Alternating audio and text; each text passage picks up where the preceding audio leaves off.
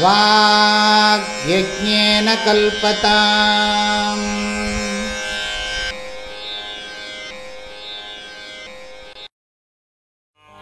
ॐ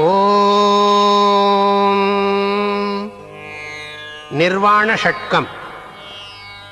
मनोबुद्ध्यहङ्कारचित्तानि नाहम् न च श्रोत्रजिह्वे न च घ्राणनेत्रे न च व्योमभूमिर्न तेजो न वायुः चिदानन्दरूपः शिवोऽहं शिवोऽहम्।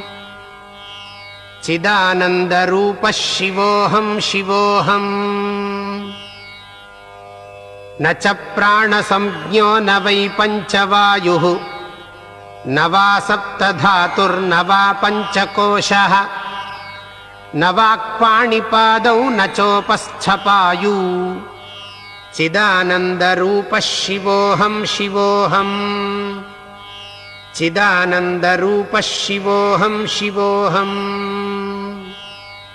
न मे द्वेषरागौ न मे लोभमोहौ मदो नैव मे नैव मात्सर्यभावः न धर्मो न चार्थो न कामो न मोक्षः।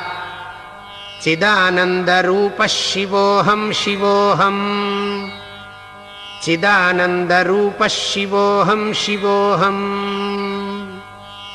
न पुण्यं न पापं न सौख्यं न दुःखं न मन्त्रो न तीर्थं न वेदा न यज्ञाः।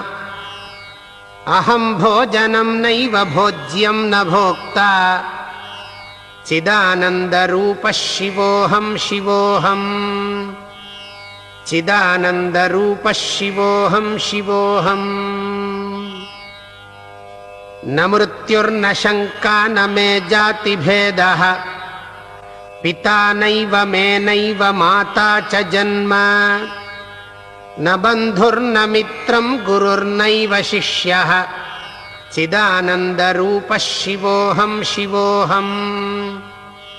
चिदानन्दरूपः शिवोऽहं शिवोऽहम्। अहं निर्विकल्पो निराकाररूपः विभुत्वाच्च सर्वत्र सर्वेन्द्रियाणां न चासङ्गतं नैव मुक्तिर्न बन्धः।